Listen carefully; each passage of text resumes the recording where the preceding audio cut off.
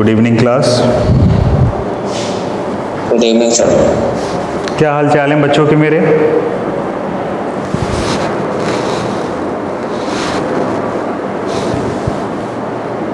अरे बढ़िया है, तो ये सबसे अच्छी बात है। वेल, आइए हम लोग का चैप्टर चल रहा था periodic table.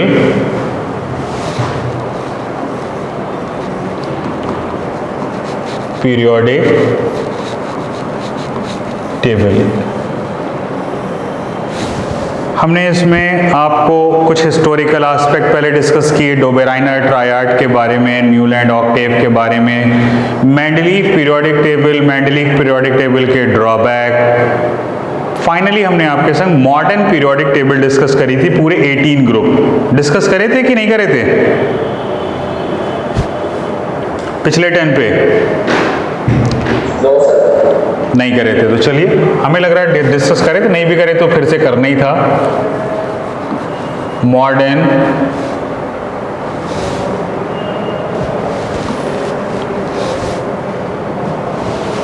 Modern periodic table. देखिए मॉडर्न पीरियोडिक टेबल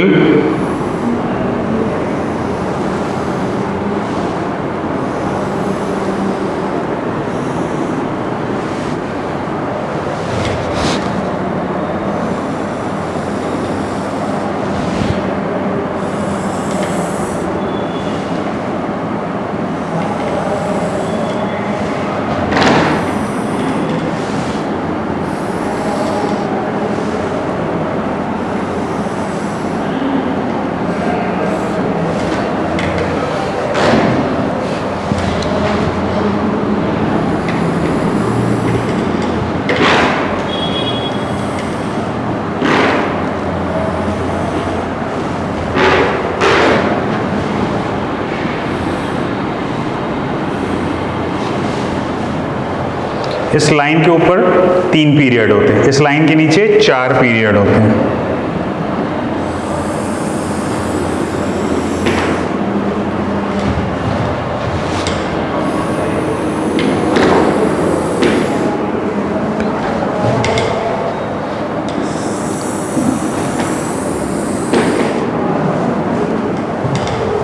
कितने पीरियड हैं? ये जो हॉरिजॉन्टल लाइन थी इनको पीरियड बोलते हैं।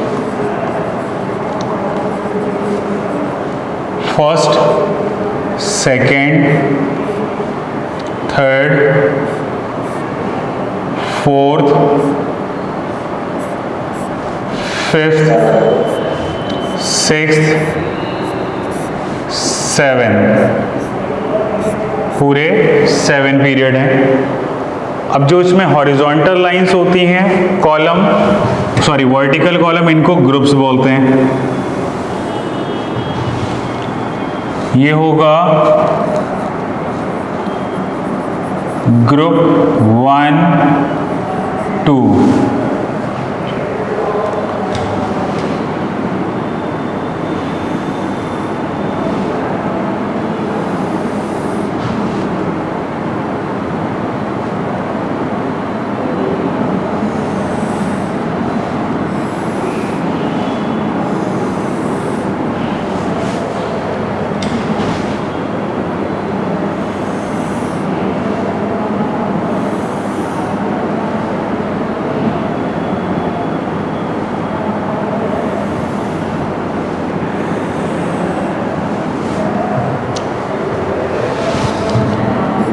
थ्री, 4, 5, 6, 7, 8, 9, 10, 11 और 12, पूरे 10 ग्रुप यहाँ पे होते हैं।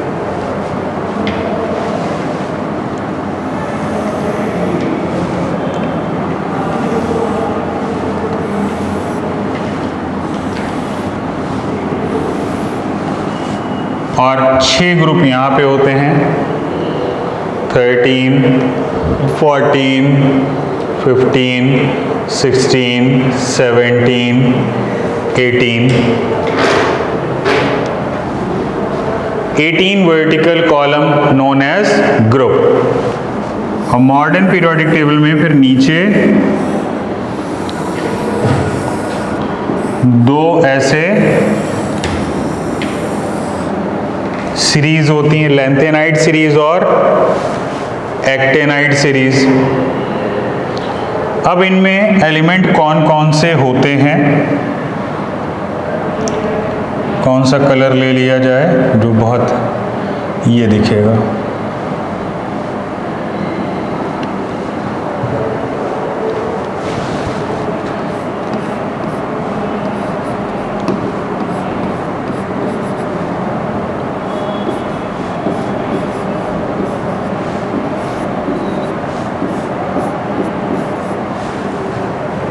Hydrogen, lithium, sodium, potassium, rubidium, caesium, francium.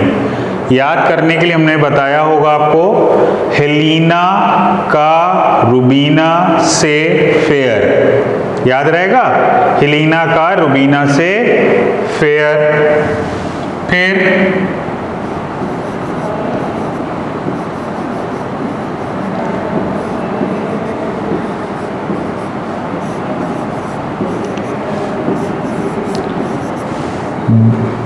Beryllium, magnesium, calcium, strontium, barium, radium. क्या नाम होगा, कैसे याद कर सकते हो? बेटा मांगे कार, स्कूटर, बाप राजी, इसमें पहला वाला खाली रहेगा। केवल हाइड्रोजन और लास्ट में हीलियम, वो यहां से फर्स्ट पीरियड से स्टार्ट होंगे, बाकी सब नीचे से स्टार्ट होंगे सेकंड से। अब सीधा फिर 13 पे आ जाइए। इन दोनों को बोलते हैं, ये दोनों को मिला के बोला जाता है एस ब्लॉक, ठीक है। इनको पूरा, ये जितने भी 6 हैं, इनको बोला जाता है पी ब्लॉक।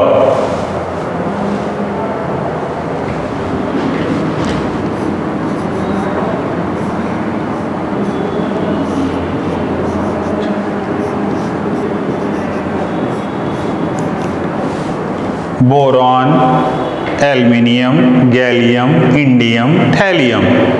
याद कैसे कर सकते हो? बैगन, आलू, गाजर इन थैला। कैसे याद करोगे?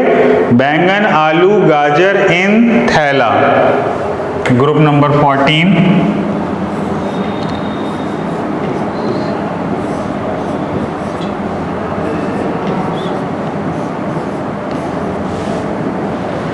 Carbon, silicon, germanium, tin, SN tin और lead.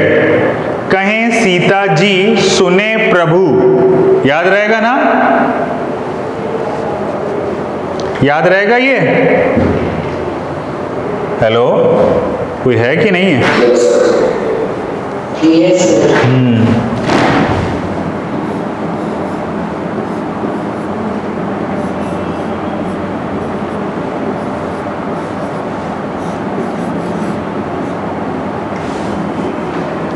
Nitrogen, phosphorus, arsenic AS, antimony SB, स्टिबम या एंटीमनी बिस्मिथ। याद ऐसे करना, नेपाल, पाकिस्तान, ऑस्ट्रेलिया सब बेकार। फिर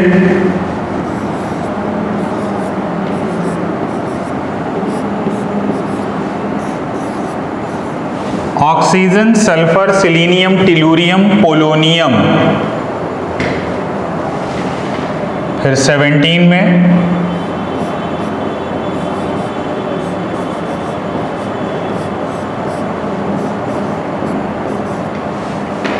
फिर कल बाहर आई aunty, fluorine, chlorine, bromine, iodine, astatine. कैसे याद कर सकते हो? फिर कल बाहर आई आंटी, 80 है एस्टेटिन। यहां पे helium, neon, argon, krypton, xenon, radon. ऐसे याद कर सकते हो, हीना, नीना और करीना एक्सरे रंगीन। वैसे भी राइमिक है, helium, neon, argon, krypton, xenon, radon, या हीना, नीना और करीना एक्सरे रंगीन, जैसे भी याद हो जाए। अब ये बीच के एलिमेंट है यहां से यहां तक, इनको ऐसे याद कर लेना। पहले बस याद कर लो, साइंस टीचर वेरी क्रूएल, माने फेयर कॉपी, नहीं तो कुटाई जन्नाटेदार। साइंस टीचर वेरी क्रूएल, माने फेयर कॉपी, नहीं तो कुटाई जन्नाटेदार। याद होएगा ना? Scandium, titanium, vanadium, chromium, manganese, iron, cobalt, निकल, कॉपर और जिंक। जिंक ये वाला पूरा सॉफ्ट मेटल होते हैं। कौन कौन से? जिंक, कैडमियम और मरकरी। हम लोग मरकरी 12 में होता है। 11 में सारे क्वाइनेज मेटल, पैसे वाले जितने होते हैं, copper, silver, gold. Copper, silver, gold ये होंगे 11 में। 10 नंबरी वो होते हैं जो कैटलिस्ट होते हैं, निकिल, पैलेडियम और प्लैटिनम। ये सब कैटलिस्ट में बहुत ज़्यादा यूज होते हैं। ये 10 नंबर में है। और लास्ट में याद कर लेना, साइंस यहाँ लगे अच्छी, स्कैंडियम, यटनियम, लैंथेनियम और एक्टेनियम। लैंथेनियम का एटॉमिक नंबर होगा 57 और 58 से यहाँ स्टार्ट होगा 71 तक। टोटल 14 एलिमेंट होंगे और इसका होगा 89। तो ये 71 से स्टार्ट हो रहा है 103 तक। इसमें भी आपके 14 एलिमेंट है।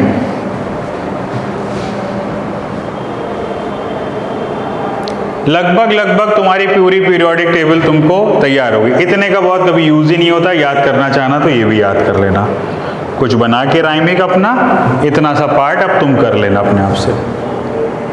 समझ में आया? मॉडर्न पीरियोडिक टेबल में क्या क्या चीजें हैं? Horizontal column known age group कितने होते हैं? 18 होते हैं। वर्टिकल रोज नोन एज पीरियड कितने होते हैं? 7 होते हैं। उनके नीचे 2 सीरीज होती है। अच्छा, इसको बोला एस ब्लॉक, इसको बोला पी ब्लॉक, इनको बीच में बोलते हैं डी ब्लॉक। और जो ये नीचे दिख रहा है इसको बोलते हैं एफ ब्लॉक।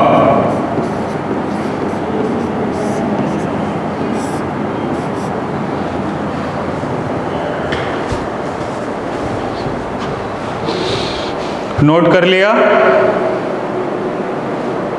Yes sir. अब आइए हम लोग पीरियोडिसिटी पर बात करते हैं। पीरियोडिसिटी इन प्रॉपर्टी बहुत इंपॉर्टेंट है, मोस्ट इंपॉर्टेंट पार्ट है ये, मोस्ट इंपॉर्टेंट है।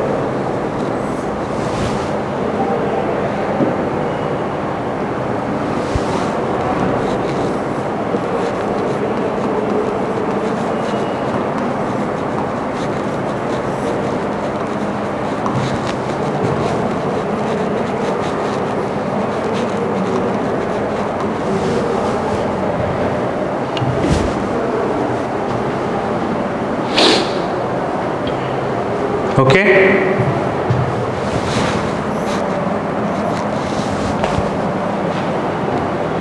Periodicity in property.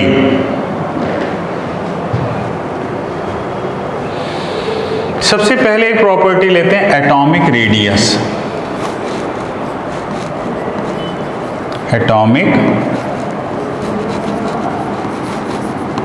रेडियस ये होती क्या है? 2 एटम हैं और इन दोनों के बीच में ये बॉन्ड बना है यहां से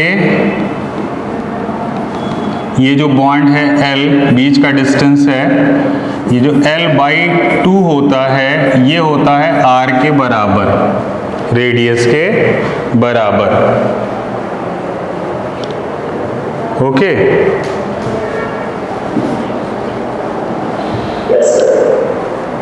तो फिर से बता दीजिए क्या है? कैसे एटॉमिक रेडियस कैसे लेते हैं? दो, इसका कोई मॉलिक्यूल ले लेते हैं, मॉलिक्यूल के जो बॉन्ड लेंथ होती है, बॉन्ड लेंथ का बाई 2 कर देते हैं, बॉन्ड लेंथ बाई 2 कर देते हैं, वो रेडियस के बराबर लेते हैं। अब आपको पता है कि डाउन द ग्रुप जाने पे रेडियस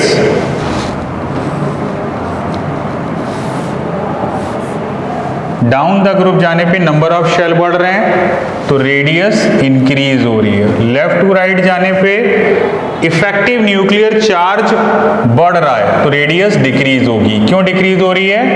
क्योंकि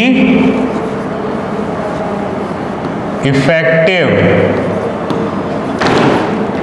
न्यूक्लियर चार्ज इंक्रीज होगा। और तो भाई जितना, भाई देखो शेल तो बदल नहीं रहा है, शेल वही है भाई, जैसे पहले पीरियड में एक ही शेल होगा, दूसरे में 2 शेल होंगे, तीसरे में 3, चौथे में 4, पांचवें 5, छठे में 6, सातवें में 7 शेल होंगे। तो शेल वही है, लेकिन लेफ्ट टू राइट आप जा रहे हैं तो न्यूक्लियस का में प्रोटॉन बढ़ रहा है तो उसका अट्रैक्शन बढ़ता है तो छोटा होता जाता है, सिकुड़ता चला जाता है।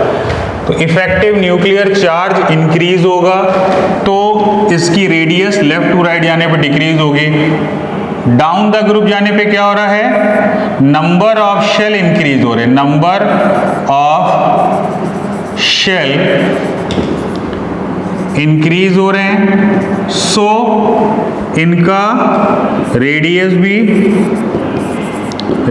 भी इंक्रीज होगी। ठीक है,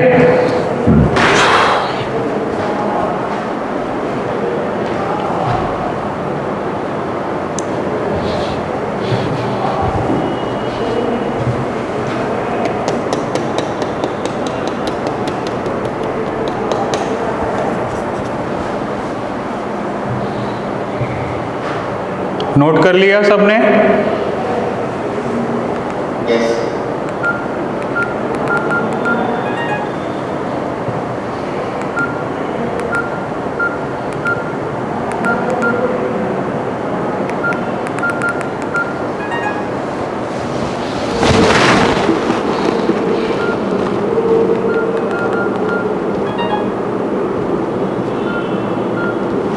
दूसरी प्रॉपर्टी ले लेते हैं एटॉमिक रेडियस के बाद, ionization enthalpy.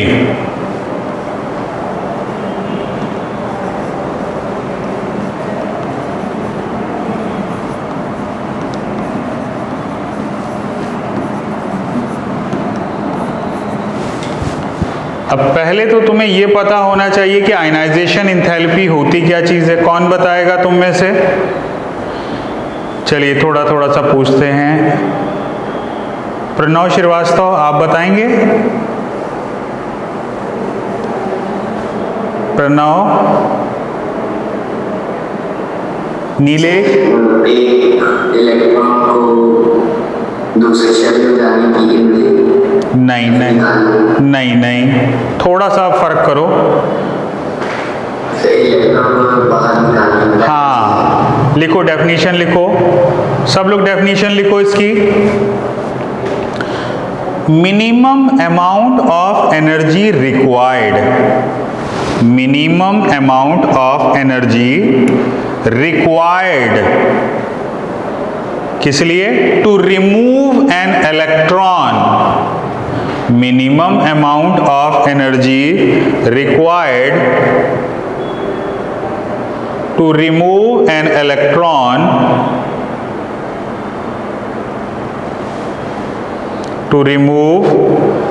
electron from outermost shell of isolated gaseous atom,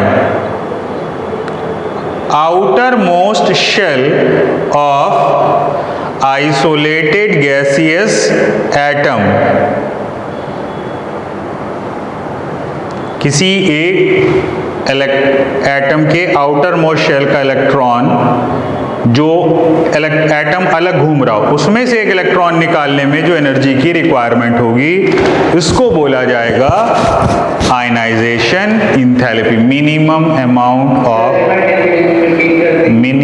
amount of energy required to remove an electron from outermost shell of isolated gaseous atom is known as ionization enthalpy. Ionization enthalpy.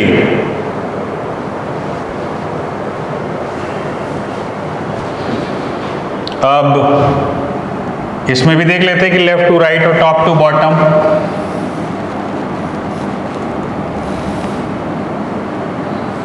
आपको पता है कि left to right जाने पे enthalpy बढ़ जाएगी। क्यों? क्योंकि इफेक्टिव न्यूक्लियर चार्ज बढ़ रहा है, यानी अट्रैक्शन बढ़ रहा है, तो इलेक्ट्रॉन को निकालने में एनर्जी ज़्यादा चाहिए होगी, तो इंथैल्पी इंक्रीज कर जाएगी, यानी इलेक्ट्रॉन निकालने में मुश्किल क्रिएट होगी, ज़्यादा एनर्जी की रिक्वायर्ड होगा। और डाउन द ग्रुप जाने पे न्यूक्लियस से दूरी बढ़ती जा रही है, जितना दूर हो जाएगा उतनी आसानी से निकाल लेंगे, ये डिक्रीज हो जाएगी।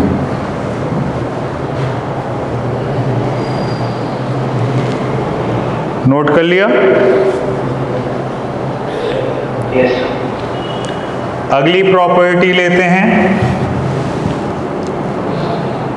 इलेक्ट्रॉन एफिनिटी, या इसके पैरेलल ही होता है, एग्जैक्ट ये नहीं होता है, नियरली ऐसा ही होता है, electron gain enthalpy. Electron gain enthalpy, एक बात बता दे रहे हैं, दोनों सेम चीजें नहीं हैं, नियरली सेम है, नॉट एग्जैक्ट, ध्यान रखिएगा। बहुत से लोग दोनों को एक ही चीज समझते हैं, लेकिन ऐसा होता नहीं है, थोड़ा सा फर्क है। बाय एक कुछ चीज का एनर्जी लेने का, एफिनिटी मतलब इलेक्ट्रॉन लेने की टेंडेंसी, और इलेक्ट्रॉन गेन एंथैल्पी जितनी एनर्जी रिलीज हुई है उसको बोला जाता है।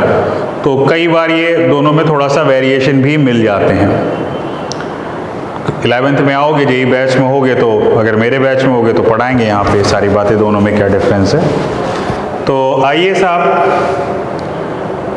पहले तो ये समझो कि होता क्या है। जब किसी शेल में इलेक्ट्रॉन बाहर से भेजा जाता है तो इलेक्ट्रॉन इनफाइनाइट पे एनर्जी जीरो होती है, अंदर एनर्जी माइनस में होती है, यानी एनर्जी कम हो जाती है, जीरो से भी कम हो जाती है, तो एक्स्ट्रा एनर्जी वो रिलीज करते हैं। तो जितनी एनर्जी रिलीज करते हैं उतनी ज्यादा उनकी टेंडेंसी होती है इलेक्ट्रॉन को लेने की। तो लेफ्ट टू राइट जाने पे इलेक्ट्रॉन को गेन करने की टेंडेंसी बढ़ती है, यानी एनर्जी ज्यादा रिलीज करते हैं। और डाउन द ग्रुप जाने पे, यानी इलेक्ट्रॉन गेन एंथैल्पी क्या होता है? Amount of energy release when an electron is added in isolated gaseous atom में, जब इलेक्ट्रॉन ऐड करोगे तो एनर्जी रिलीज होती है उसको बोलते हैं। तो डाउन लेफ्ट टू राइट जाने पे energy increase, down the group जाने पे एनर्जी डिक्रीज होगी, यानी नीचे जितना जाओगे उतना एटम के अंदर इलेक्ट्रॉन लेने की टेंडेंसी कम होगी। भाई जनरली इलेक्ट्रोनेगेटिविटी भी इसके प्रोपोर्शनल होती, जनरली, नॉट ऑलवेज। आइए आगे की बातें करते हैं, नोट कर लो पहले।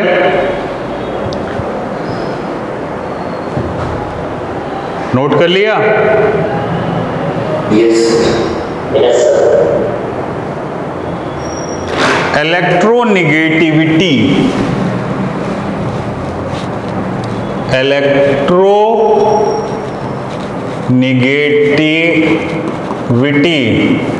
पहले बताओ इलेक्ट्रोनेगेटिविटी क्या होता है? जब दो एटम, मान लो कि x और y में कोई इलेक्ट्रॉन की बॉन्डिंग हुई है, ठीक है। अब ये इलेक्ट्रॉन अगर इधर की तरफ शिफ्ट हो रहे हैं तो इस पे एक पार्शियल नेगेटिव और इस पे एक पार्शियल पॉजिटिव आएगा। तो the tendency to attract the bonded electron को अपनी तरफ अट्रैक्ट करने की जो टेंडेंसी है उसको बोला जाता है इलेक्ट्रोनिगेटिविटी। इसको बोला जाएगा इलेक्ट्रोनिगेटिविटी।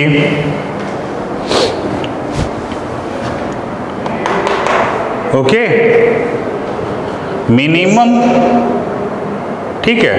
तो आपको पता है लेफ्ट टू राइट जाने पे इलेक्ट्रोनिगेटिविटी इंक्रीज होगी, टॉप टू बॉटम जाने पे इलेक्ट्रोनिगेटिविटी डिक्रीज होगी, और इलेक्ट्रोपॉजिटिविटी इसकी अपोजिट होती है। इलेक्ट्रोपॉजिटिविटी इसकी अपोजिट होगी, इलेक्ट्रोपॉजिटिविटी इसका अपोजिट फिनोमिना है। यानी लेफ्ट टू राइट जाने पे इलेक्ट्रोपॉजिटिविटी डिक्रीज होगी और डाउन द ग्रुप जाने पे इलेक्ट्रोपॉजिटिविटी इंक्रीज होगी। नेक्स्ट लेते हैं metallic nature. Metallic nature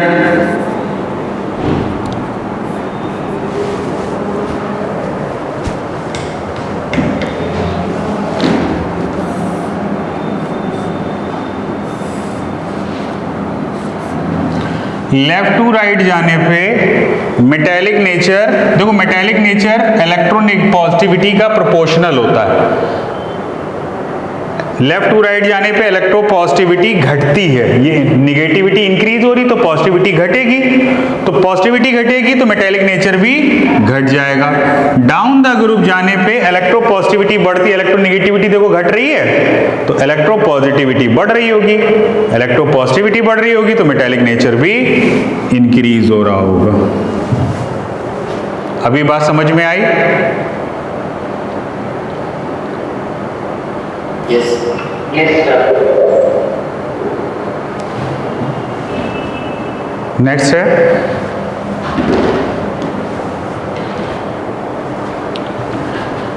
acidic nature of hydride. Acidic nature of hydride. Hydride यानी कि कोई एलिमेंट है, मान लो कि M, ठीक है, उसके संग H जुड़ जाए तो उस हाइड्राइड का नेचर क्या होगा? Acidic nature. तो लेफ्ट टू राइट जाने पे एसिडिक नेचर इंक्रीज होता है, याद रखिएगा। आपको पता है NaH जो उधर की तरफ होता है सोडियम हाइड्राइड वो बेस होता है और HCl जो होता है वो एसिड होता है। लेकिन डाउन द ग्रुप जाने पर भी एसिडिक नेचर बढ़ता है, क्योंकि डाउन द ग्रुप जाने पे बॉन्ड लेंथ बढ़ जाती है और बॉन्ड लेंथ बढ़ जाने से बॉन्ड लेंथ वीक हो जाती है, आसानी से टूट जाता है। ये बहुत इंटरेस्टिंग क्वेश्चन है कि कहा जाता है कि आयोडीन फ्लोरीन या क्लोरीन से ज़्यादा इलेक्ट्रोपॉजिटिव होता है, लेकिन फिर भी HI जो है वो स्ट्रॉन्ग एसिड है एज कंपेयर टू HF या HCl। ऐसा क्यों होता है? तो इसका आंसर होता है कि HI की बॉन्ड लेंथ बहुत ज़्यादा हो जाती है, आसानी से टूट जाता है, तो ज़्यादा हाइड्रोजन यानी pH लेवल उसका वैल्यू, pH की वैल्यू कम होती है, यानी मोर एसिडिक होता है। और लास्ट में है एसिडिक नेचर ऑफ ऑक्साइड।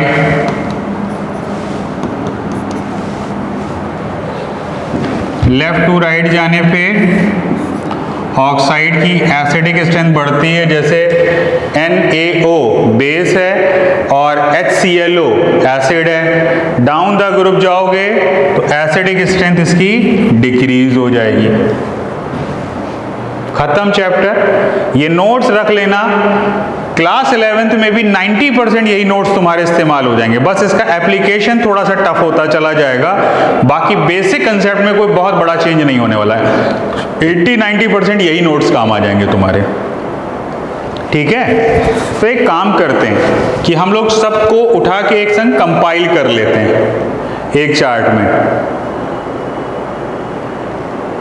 हमने कौन कौन सी प्रॉपर्टी लिखी, जरा समय याद दिलाना। सबसे पहले एटॉमिक रेडियाई, एटॉमिक रेडियाई। दूसरी कौन सी बताई? Ionisation, ionisation, enthalpy. फिर क्या बताया? Electron, electron affinity. फिर क्या बताया? फिर क्या बताया था इलेक्ट्रॉन एफिनिटी के बाद? बुक देख के बताइए, अभी लिखा नहीं है आपने क्या? इलेक्ट्रॉन एफिनिटी के बाद क्या बताया था हमने? Electro negativity. फिर क्या बताया था? Metallic nature, metallic nature. अब इलेक्ट्रोनेगेटिविटी का उल्टा इलेक्ट्रोपॉजिटिविटी होगा, मेटेलिक का उल्टा नॉन मेटेलिक नेचर होगा। फिर इसके बाद nature of acidic, acidic nature of hydride. फिर एसिडिक नेचर ऑफ ऑक्साइड। एक और लिख लो, oxy acid, acidic nature of oxy acid.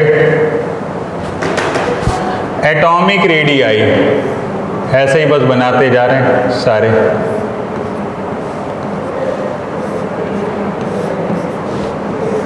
मतलब बस ये वाला पेज देखिए, पूरा चैप्टर याद आ जाए, है ना? बस सिंप्लीफाई हो जाएगा आप लोग के लिए पढ़ना।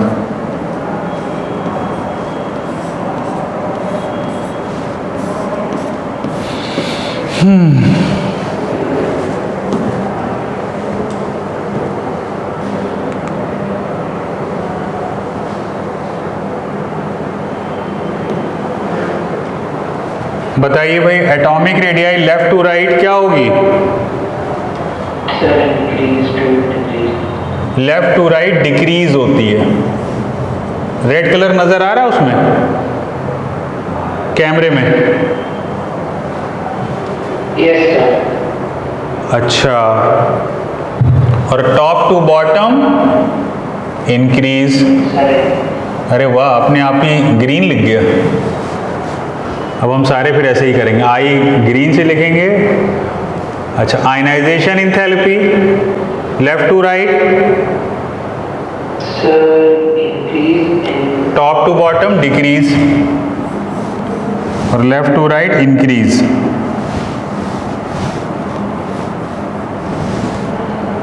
अच्छा, इलेक्ट्रॉन एफिनिटी,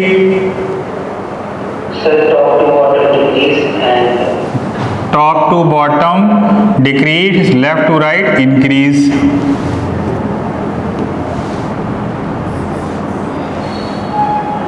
ठीक है, अब बताइए electronegativity left to right, top to bottom decrease, left to right increase. अब metallic nature left to right, top to bottom increase और लेफ्ट टू राइट डिक्रीज। अब बताइए acidic nature of hydride left to right increase, top to bottom भी increase होता है।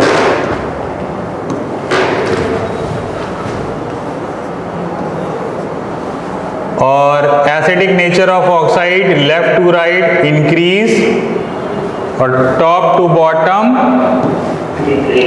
Decrease, और oxyacid left to right increase होता है, top to bottom decrease होता है।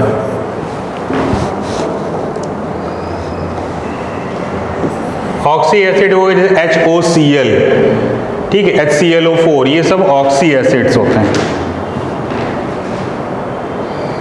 ठीक है। खत्म पूरा चैप्टर, एक पेज में पूरा सिमट गया। बस आपको एक मॉडर्न पीरियोडिक टेबल पता हो और ये पीरियोडिसिटी इन प्रॉपर्टी। समझ में आया? तो कोई ये कॉम्प्लिकेट नहीं है, बहुत ही सिंपल है। अब इसी पर बेस्ड आपके सारे क्वेश्चंस हो जाएंगे। क्वेश्चन आज ही से शुरू करें कि नेक्स्ट टर्न से चालू करें? थोड़ा टाइम है आज, जैसा आप लोग बताइए। पहले इसको नोट कर लो और बताओ, क्वेश्चन आंसर स्टार्ट करें।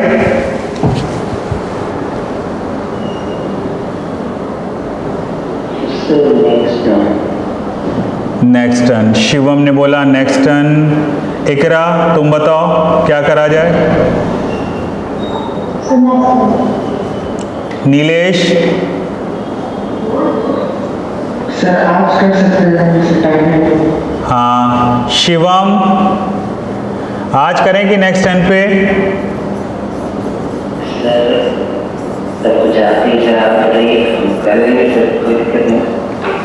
एक काम करते हैं, दोनों की बातें रखते हैं, थोड़ा सा बस एक दो इंट्रोडक्टरी क्वेश्चन भी कर लेते हैं और थोड़ा सा जल्दी भी छोड़ देंगे दोनों का, ठीक है।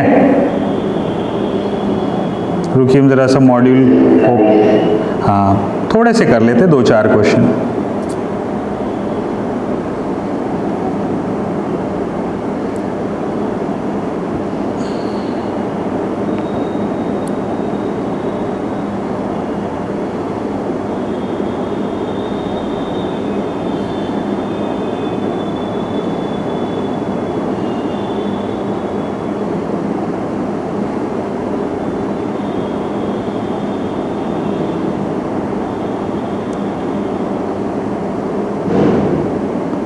ओके, पहला बताइए, give an example of triad suggested by Dobereiner.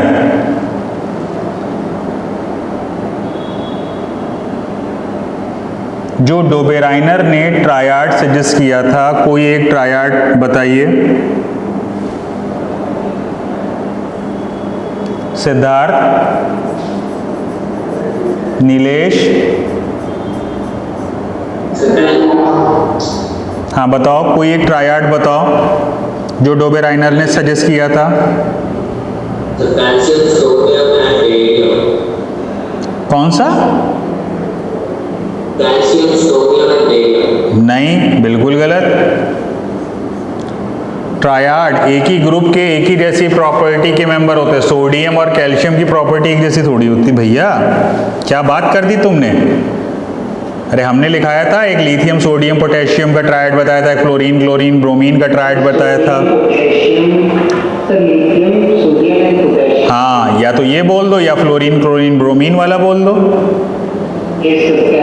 अच्छा, octave law is applicable up to, कहां तक एप्लीकेबल था octave law? Newland octave law is applicable up to calcium, atomic number 20। Calcium तक बस वो एप्लीकेबल था, उसके आगे वो एप्लीकेबल नहीं था, ठीक है। How many groups are present in modern periodic table? How many group are present in modern periodic table?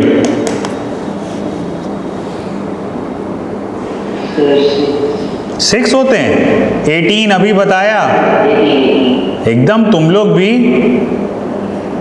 और पीरियड कितने होते हैं?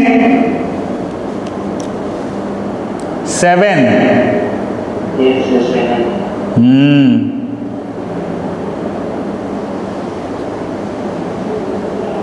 How many element present in period number second and period number second and fourth? बताओ पहले, period number second में कितने element होते हैं? 6 होते हैं। ध्यान से देखो, पीरियड नंबर सेकंड ये था,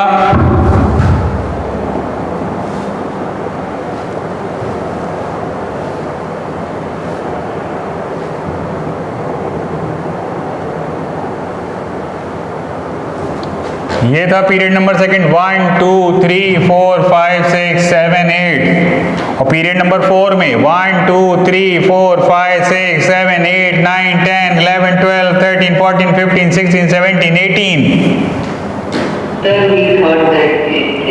एक बात और सुन लो, 6th और 7th में ये जितने एलिमेंट हैं इनके संग में इसको भी जोड़ दिया जाता है, यानी 18 प्लस 14। इसमें टोटल कितने एलिमेंट होंगे? 18 प्लस 14 एलिमेंट होंगे। टोटल जोड़ देना कितना हो रहा है? 30 2 32, 32 हो जाएंगे। ये अभी इनकम्प्लीट है, इसमें अभी 18 होंगे, इसमें 18 होंगे, इसमें 8 होंगे, इसमें 8 होंगे, इसमें 2 होंगे।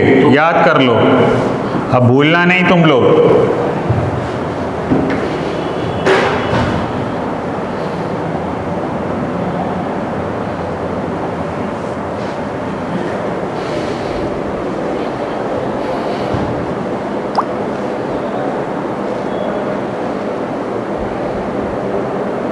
Name the element with maximum electron affinity.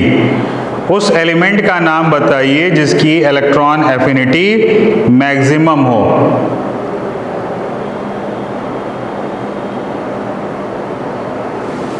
कहाँ होगी? लेफ्ट टू राइट जाने पे बढ़ती है इलेक्ट्रॉन एफिनिटी, तो इधर की तरफ बढ़ेगी। और इसमें जो सबसे ऊपर होगा, तो फिलहाल अभी हीलियम नियॉन को हटा दी क्योंकि उसमें तो होती नहीं, क्योंकि वो इलेक्ट्रॉन गेन ही नहीं करता। पीरियड नंबर 17 में होगी, यानी कि फ्लोरीन, क्लोरीन, ब्रोमीन इनकी सबसे ज्यादा होगी।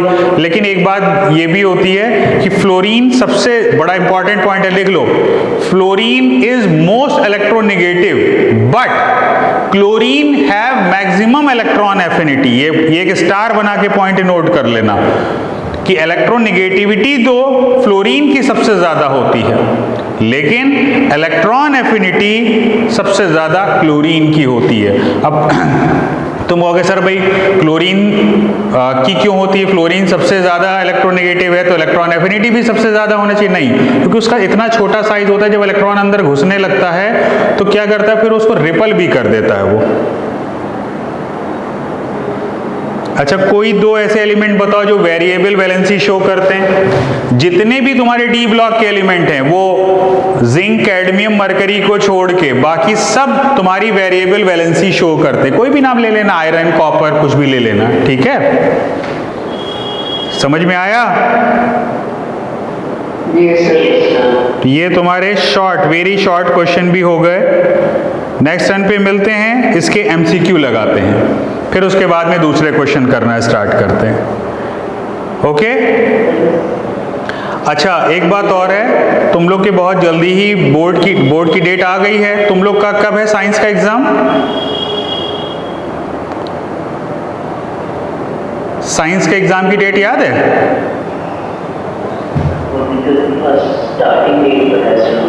अच्छा, तो हम ये सोच रहे हैं कि इसके क्वेश्चन कराने के बाद ये चैप्टर पूरा हो जाएगा, तो अभी कार्बन स्टार्ट नहीं करेंगे। अब हम लोग क्या करेंगे, पिछले तीनों चैप्टर एक बार फिर से रिवाइज कर लेंगे। ओके? ठीक, हाँ, ठीक। ठीक है, चलिए बाय बाय, ध्यान रखिए अपना। एग्ज़ाम का टाइम है, सेहत का बहुत ध्यान रखिएगा और पंखा ना चलाइएगा, थोड़ा बुरा लगेगा बट पंखा वंखा मत चलाइए। और अच्छा हल्दी डाल के दूध पीते रहिए, तबीयत ना खराब हो, बहुत ज़्यादा भी नहीं, ऐसा नहीं कि झोंक लो, थोड़ी बहुत अपनी लेते रहो, इम्यूनिटी बॉडी की अच्छी रहेगी। और विटामिन सी वगैरह खाते रहो क्योंकि जाड़े का टाइम है, ज़ुकाम वुकाम से बचे रहो। तो पहले तो अपने को हेल्दी रखो ताकि एग्ज़ाम में पढ़ाई में तुम्हारा मन लगे, और फिर इस पर फोकस कर लेते हैं हम लोग। इतनी बार पढ़ चुके हो, इतनी बार रिवाइज कर चुके हो, लेकिन अगर प्रैक्टिस नहीं करोगे तो सब भूल जाओगे। आज ही से एक काम करो, तुम्हारे पास कोई मॉडल पेपर होगा या हम लोग के वहाँ का जो मॉड्यूल दे रखा है, बस इसके आप MCQ लगा डालिए। अगर कंफ्यूज हो गए तो MCQ की लैंग्वेज पढ़ने में कंफ्यूज हो गए। और बहुत अच्छी बात है कि जो तुम्हारा मॉड्यूल बिल्कुल इसी हिसाब से, हम लोग पहले से इसी के तरीके से पढ़ रहे थे इत्तेफाक से, क्योंकि हम लोग NTSC ओलंपियाड के लिए पढ़ते हैं, तो हम लोग पहले ही से पढ़ रहे थे वो असर्शन, रीजन और ये और single option, more than one option, passage, unseen passage, जो सॉरी अनसीन बोले पैसेज। तो आप लोग के लिए तो बहुत बढ़िया ऑप्शन आ गया। जो लोग पहले से ऐसा नहीं पढ़ते थे, वो कहानियां लिखने वाला सीखते थे, उन लोगों के लिए बहुत बड़ा बदलाव हुआ। आप लोग के लिए नहीं हुआ है बहुत बड़ा बदलाव, तो आप लोग के लिए बहुत गुड चांस है कि आप पूरे हो सकता हो अपने बोर्ड में टॉप कर जाएं। ठीक है, चलिए bye bye, take care, all the best. Thank you, sir.